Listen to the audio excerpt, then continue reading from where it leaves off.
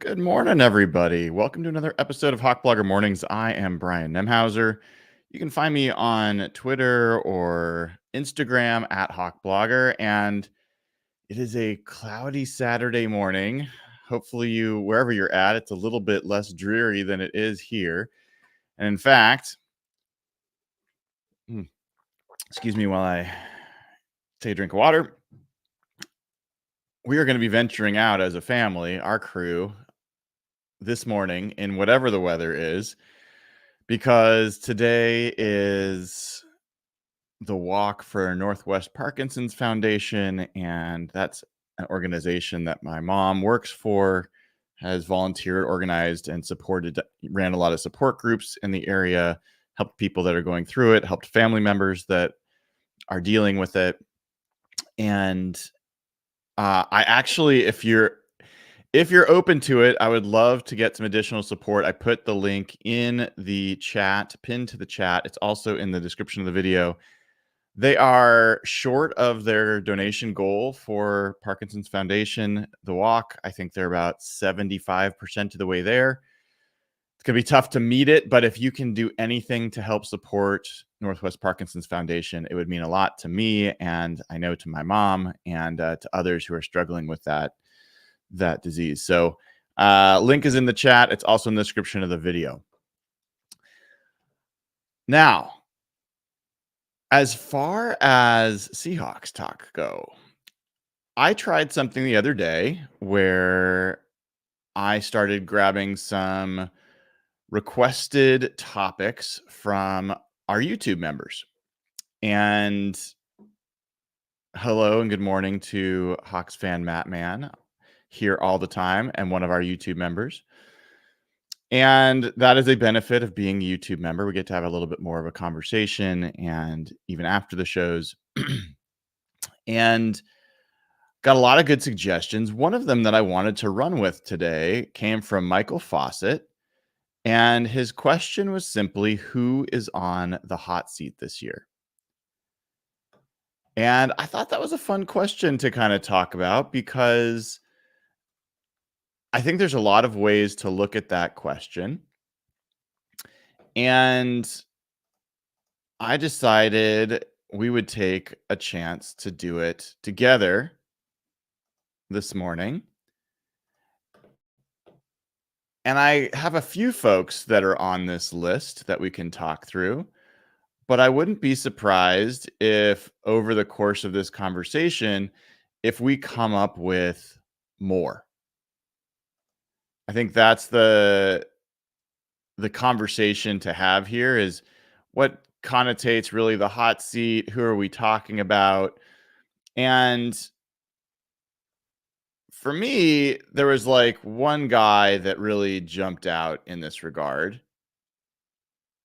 Pardon me as I play with different layouts here. I think we'll stick with this one for now.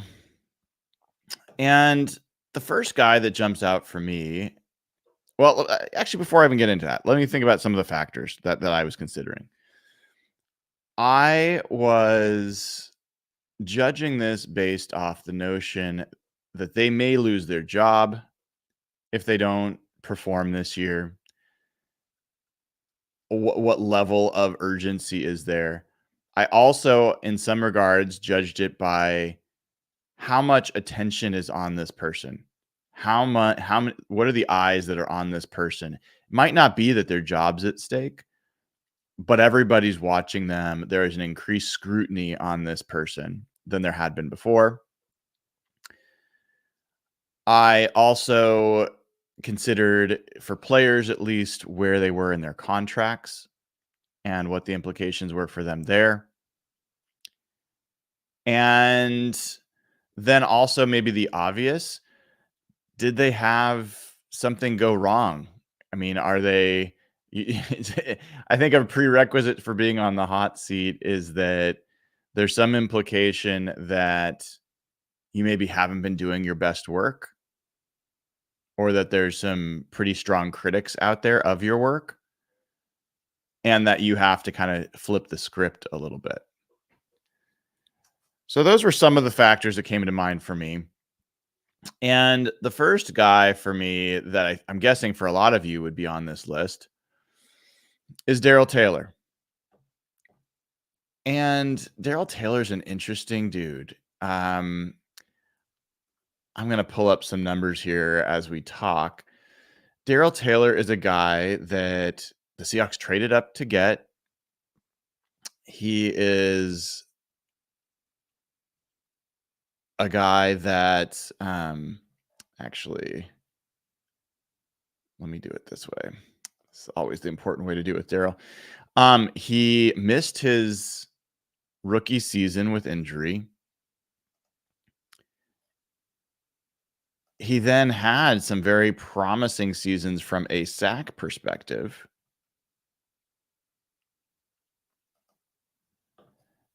And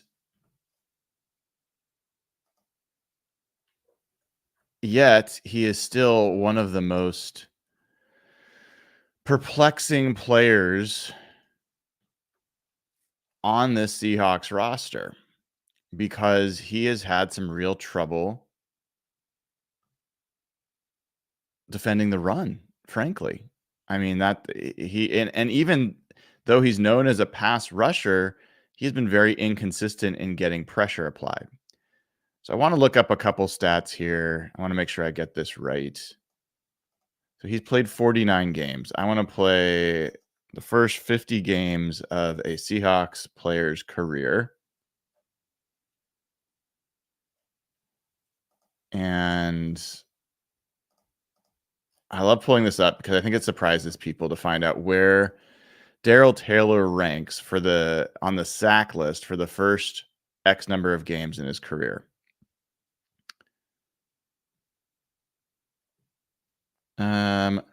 Where would you guess Darryl Taylor ranks in Seahawks franchise history in the first 50 games of his career for sacks? I will tell you that Jeff Bryant is number 1 on that list with 30 sacks in his first 50 games. Second on that list is Frank Clark with 25 sacks. Third on that list is Cortez Kennedy with 22.5 sacks. Number 4 on the list for most sacks in his first 50 career games as a Seahawk is Darryl Taylor with 21.5 sacks. So on that regard, you're like, wow, this guy is, and I'll read you the rest of the top 10. They're all, pretty good players. Bruce Irvin, Rufus Porter, Michael Sinclair, Joe Nash, Philip Daniels, Randy Edwards.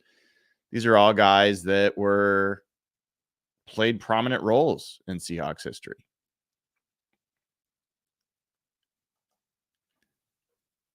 But if you look at Darryl Taylor from another perspective, if you look at him from how has he done from a pass rush win rate, let's take a look at that. Do they have that in this view? Probably not. Well, I will tell you this, just from an overall PFF grading perspective, his grades have gone down every year. He was 57.6 the first year he played, then 57.4, and then down to 50.9 last year. His pass rush grade, 62 in 2021, then 73.6, so it went up in 2022, then all the way down to 58.7. If you look at it from a positional standpoint, let me pull up pass rush grades here. And specifically, if we can get the pressure rate. Give me a sec here, folks. Let's see. Do they have pressure rate? No, they don't. Let me look at the different view. Pass rush. Let's do that. Okay. This has got to have it. There it is. There's the win rate. Okay. So even though Darryl Taylor has had a number of sacks in his career, his overall pressure totals and pressure percentages are not great. I'm saying that without even looking them up, but let's take a look. I'm pretty confident that's going to be true.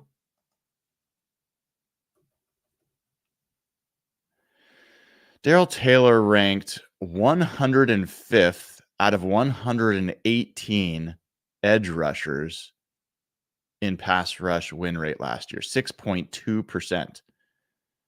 I mean, the guys around him are Pat Jones, KJ Henry, although Von Miller was down there pretty far last year. Kayvon Thibodeau was down there pretty far last year, but still quite low. If you go back to 2022, Darryl Taylor's pass rush win rate or pressure win rate. Let's see if it comes up from 105th among qualifying edge rushers.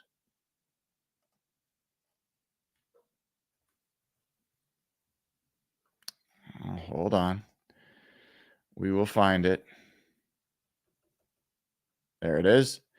Well, he's 82nd in 2002. He had an 8.8% win rate, right around where George Karlaftis and Chandler Jones before all his issues, Robert Quinn. So a much healthier pass rush win rate in 2022. But this is a guy that a lot of us thought might not be back this year, that they might just take his salary. And the fact of the matter, that's part of what he's got, kind of all of the things when it comes to the hot seat.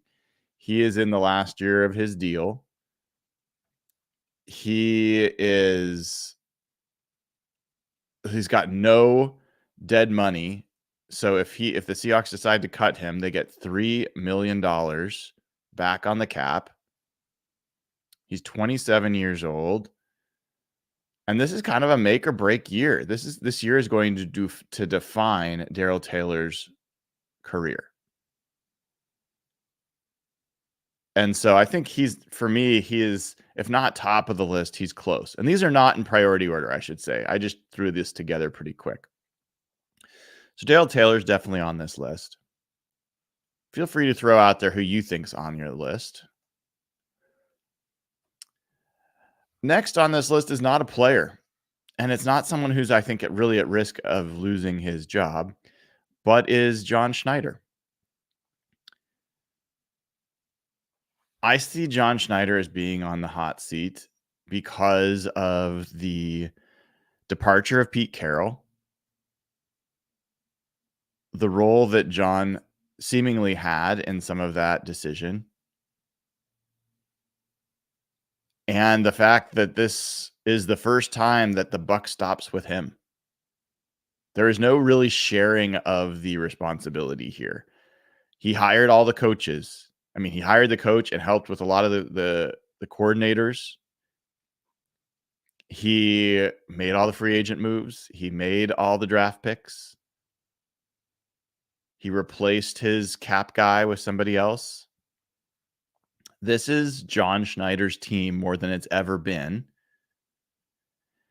And I'm hoping that that's a really good thing. I'm not hoping that any of this goes poorly.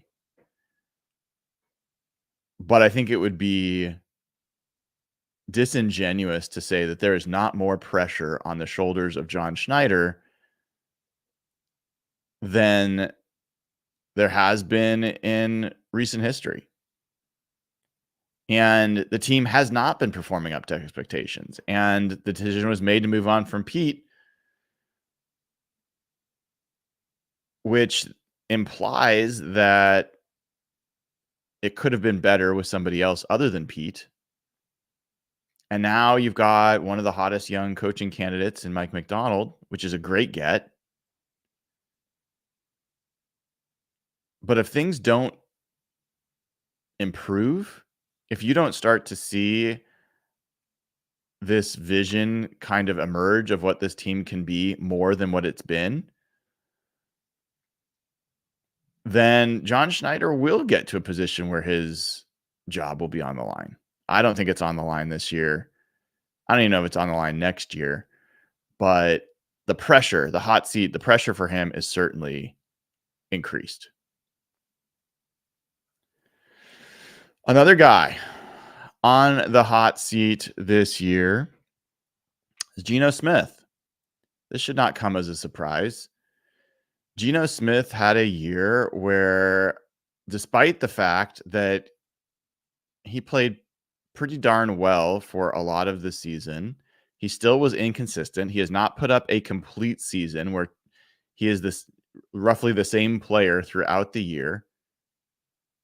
He is in a situation where contractually, the Seahawks have reason to at least question whether or not he should be their guy going forward. He counts $26 million against the cap this year and $38 million next year. Just about all Seahawks fans and casual analysts are like, "Oh, well, this is his last year, and they're gonna move on from him next year." Personally, I don't think that's true. It could be true if he plays poorly this year. I think it definitely could be true. But I don't think Geno's contract is prohibitive to keeping him on the team past this year. And I think they could extend him.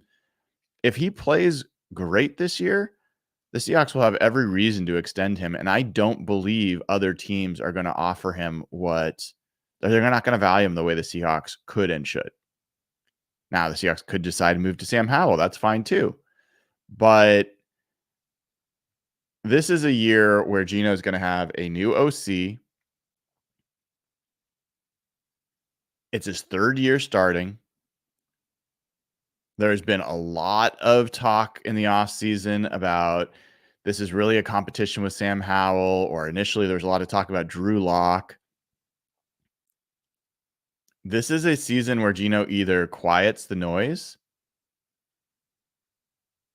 or potentially he goes back to being a backup quarterback. I think that's real. I think that's not wise. I don't think that makes sense. But I do believe that Geno Smith is feeling the pressure. And that there is, the team has, whether it's Mike McDonald, whether it's John Schneider, they're not handing him anything. And even Mike McDonald this week said, we're looking for Geno to take the next step. What does the next step mean? We can all debate that. But I don't know that anyone's asking Patrick Mahomes or even Justin Herbert or, even CJ Stroud to take the next step. Even though some of those guys are developing. But the implication is that he's not exactly where they want him to be. And I don't think that Geno's where he wants himself to be yet. So I think this is a guy that, despite the fact I think his contract is a very good deal and that the Seahawks have one of the best quarterback situations in terms of performance versus cost, meaning I think Geno gives them significantly higher performance than what his cost is. I still think that Geno's on the hot seat this year, and it would be silly to assume anything else. All right, next. Charles Cross relating to Geno Smith. Cross is entering his third season. And if you remember the episode I did a few weeks ago on Is Charles Cross Any Good? The fact of the matter is, I don't think we know yet.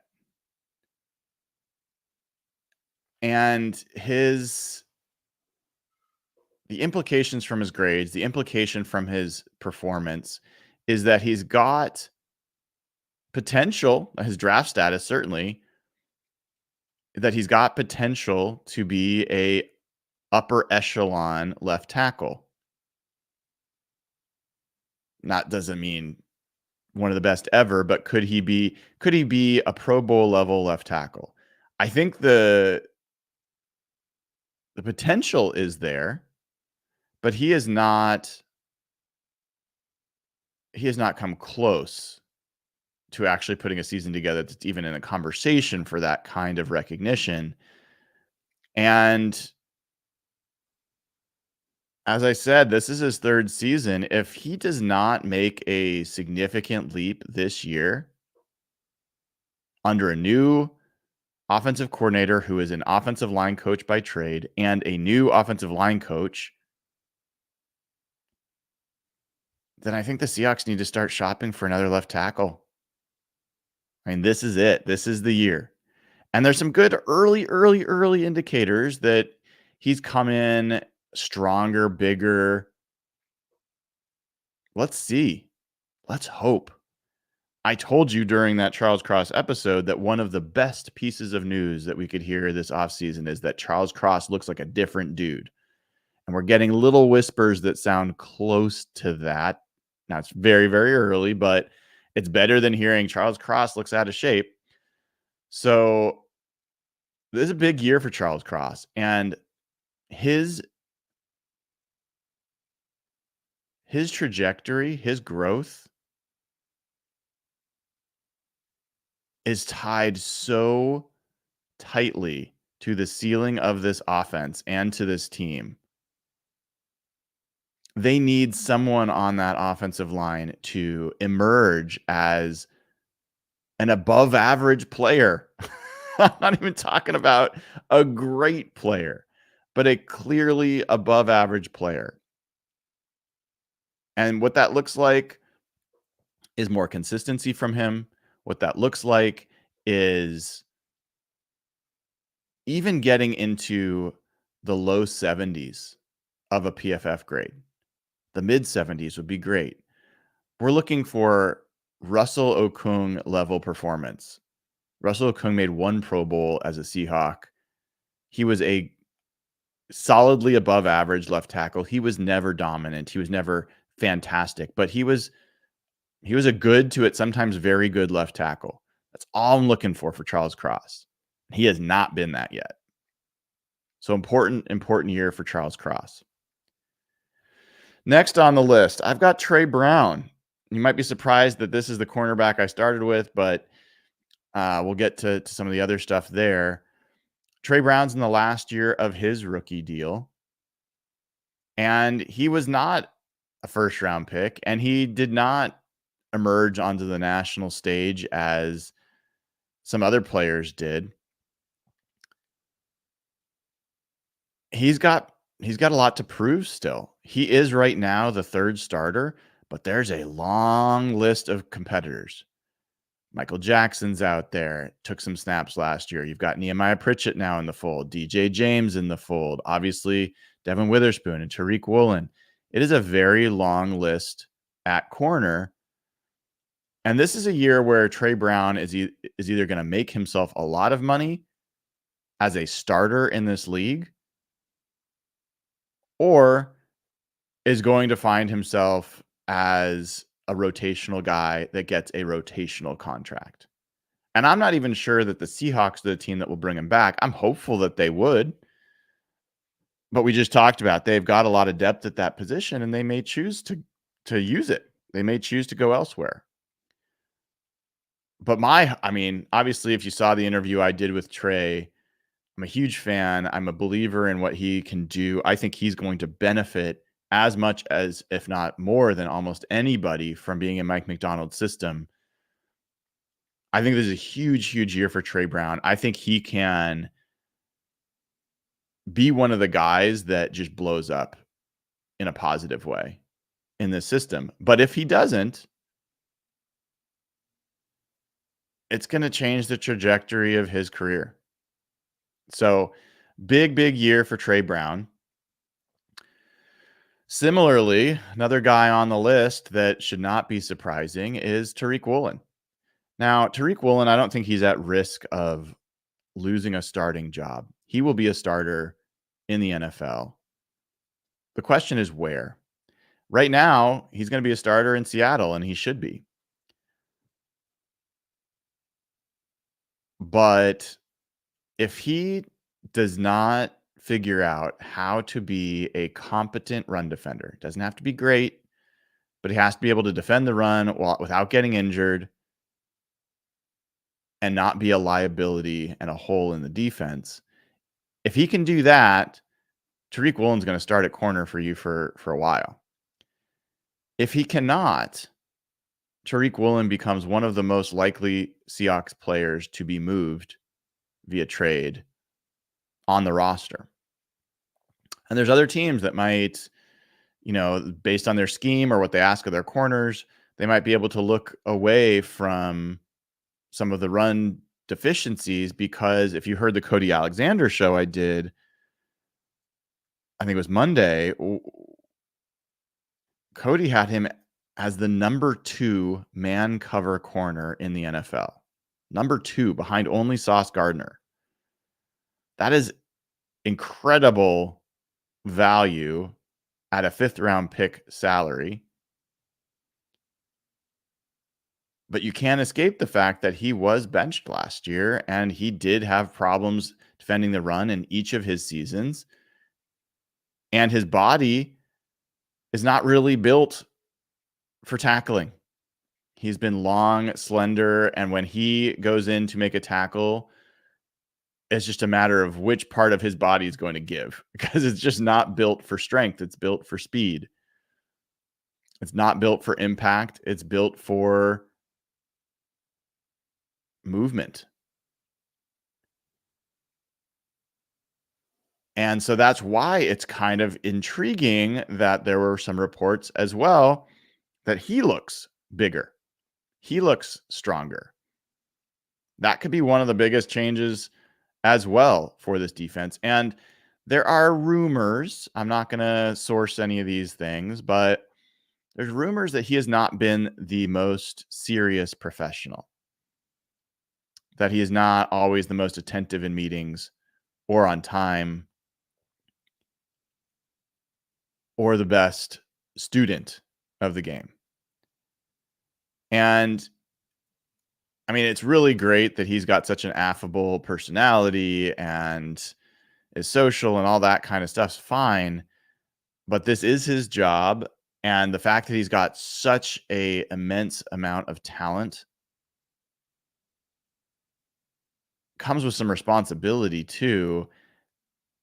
If you are one of the most talented players on the team and you don't work harder than other people, it sets a tone. And so Cam Chancellor, Doug Baldwin, Richard Sherman, Earl Thomas, these folks were maniacal about the work. Bobby Wagner, you just kind of go on with that group. They were all about the business and all about being great at their jobs. And that sets a tone when the best, most talented players also are the hardest workers. That's a big part of any championship team. If your most talented players are the most lackadaisical, or at least some of them are, that doesn't work.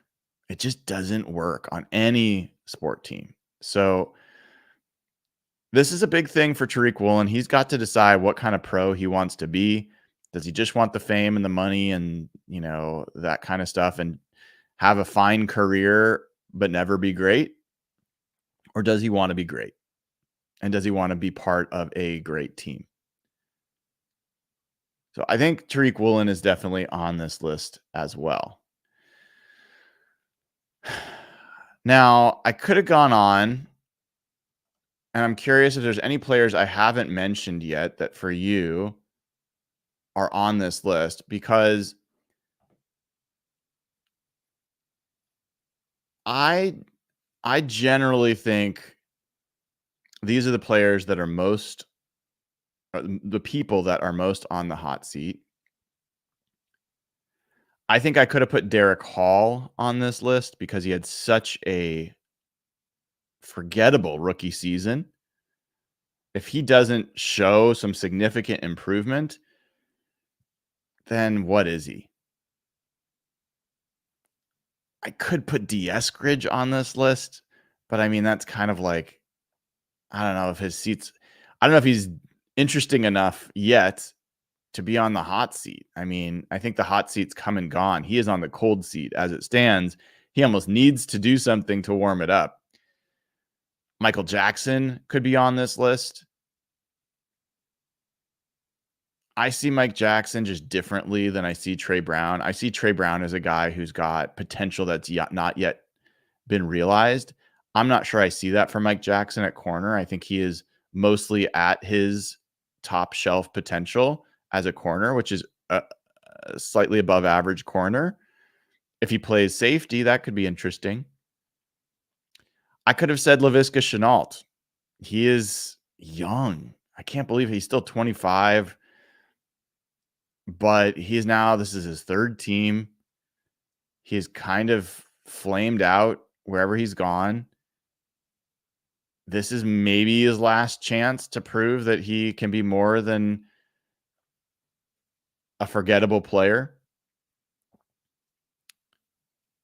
I think Cam Young is a guy I could have put on this list, even though it's just his second season. He had a somewhat forgettable rookie year. Is he a fit for this new Mike Macdonald system? I'm not sure that he is, but we're going to find out.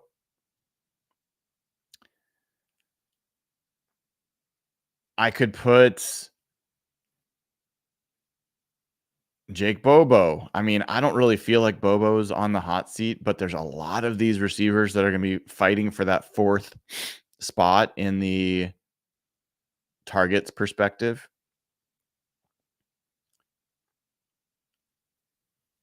So there's a number of guys I could put on there. I could have said Mike Macdonald. I don't really feel like he's on the hot seat as much. I mean, he is, but I think let's just put it this way. If Mike Macdonald doesn't do well, I think it's going to put more of a spotlight on John Schneider than it will on Mike Macdonald.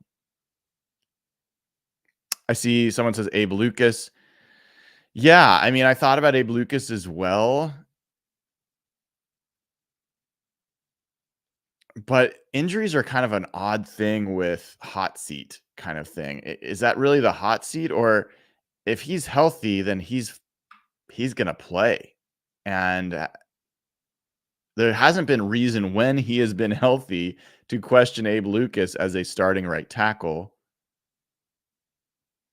It's really just if he can play or not, like if he's healthy or not. And so I don't know if I qualify that as the hot seat, but I kind of know where you're coming from. I see someone says Olu Oluwatimi. I thought about him as well. It's his first year probably starting. It's hard for me to consider someone in their first year as a starter as being on the hot seat.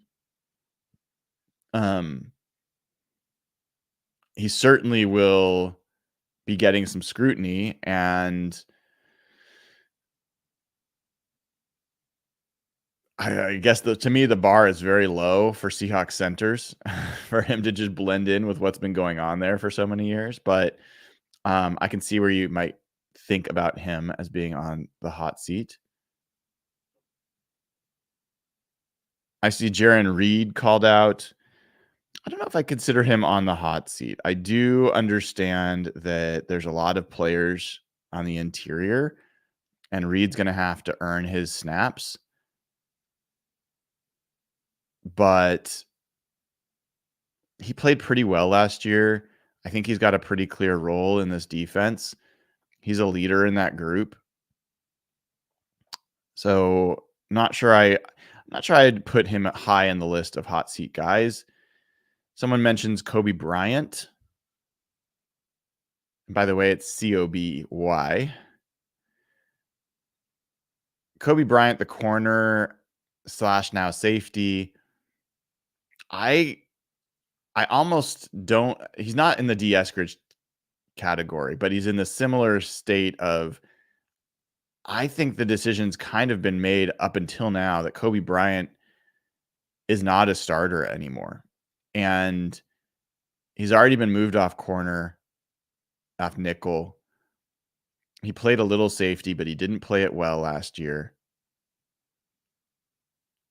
And I'm not sure he is in an important enough position to be on the hot seat. I think he's a guy that could climb into contention, but I think his hot seat kind of has come and gone. Doesn't mean I'm not saying I've given up on him, but I think the odds are against Kobe Bryant being a meaningful player for this team.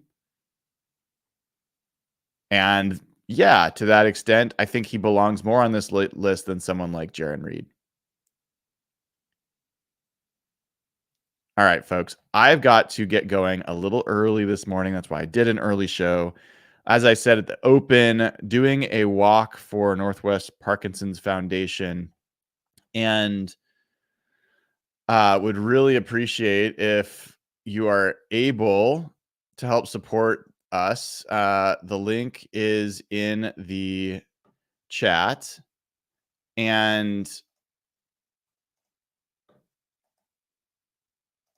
we are as a group, as a Northwest Parkinson's Foundation group, they are short of goal for making their fundraising goal. They're about 70%. So if you'd be willing to do even a small donation, I would really appreciate it. I'll put the link again out there for everybody in chat. It's also in the description of the video. My mom runs the support groups for the local area, the people that are dealing with Parkinson's, that are living with it, their family members, and she goes around. She's a former psychologist, and so does this as her gig right now and loves doing it. And it's a really passionate crew of people that are trying to help folks in the Northwest have a more dignified and better existence dealing with Parkinson's. So that's why I got the purple shirt on.